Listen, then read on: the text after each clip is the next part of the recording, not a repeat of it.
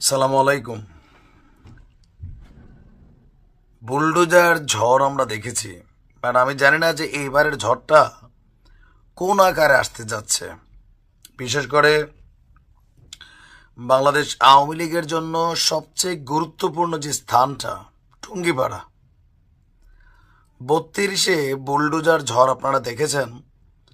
এর পরপরই আমরা দেখলাম যে ঝড়টা থেমে গেল, কিন্তু সর্বশেষ আয়নাঘর ইস্যুতে যখন গণমাধ্যমে নিউজ আসলো, তো এইটা নিয়ে আওয়ামী লীগের অনেক নেতাকর্মী তারা ফেসবুকে হাহারিয়ে দিয়েছিল।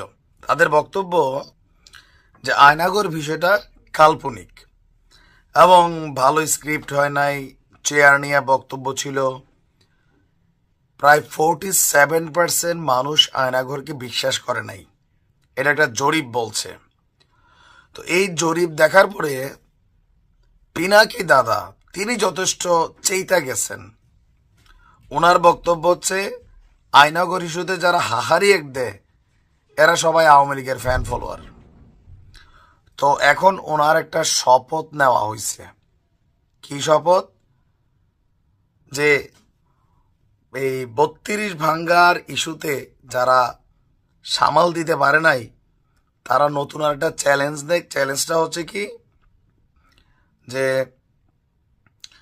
টুঙ্গিপাড়া আওয়ামী লীগের যেই ঘর বলা হয় বা কি বলা হয়, যে বঙ্গবন্ধুর সমাধি, সেই টুঙ্গিপাড়াকে ঘুরিয়ে দিয়ে ফ্যাসিবাদের শেষ চিহ্ন মুছে দিবে পিনাকি।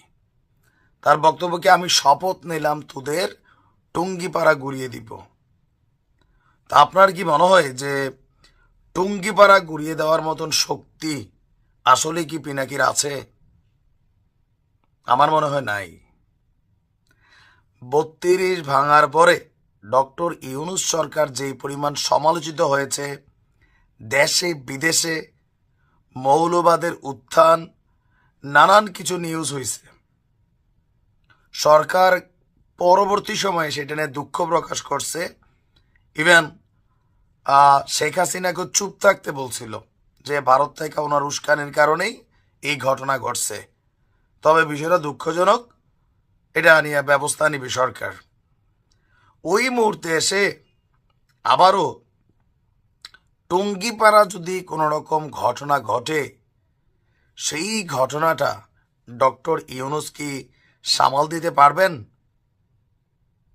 অথবা এখন যে পরিস্থিতি, এই পরিস্থিতিতে নতুন করে পিনাকি সবাইকে একত্রিত করে আবারও এই ঘটনাটা ঘটানোর মতন সক্ষমতা রাখেন? কারণ সরকার এখন খুব হার্ড লাইনে আছে।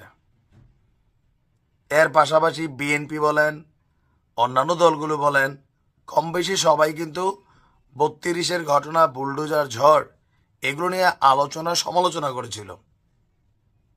একটা পর্যায়ে এসে বিষয়টা সামাল দেওয়া যাচ্ছিল না। এখন আবার নতুন করে টুঙ্গিপাড়া ঘুরিয়ে দেওয়ার বা যে ঝড়ের কথা তিনি বলছেন, আবার একদিকে মনে হয় 32 নিয়েও তিনি কয়েক মাস আগে একটা বক্তব্য দিছিলেন, ঘটনা ঘটাই দিয়েছেন তলে তলে। এইবারও আবার আওয়াজ টাওয়াজ ছাড়াই নাকি ঘুরাই দিবে। তবে এরকম কর্মকাণ্ডগুলো দেশে অস্থিতিশীলতা তৈরি করবে।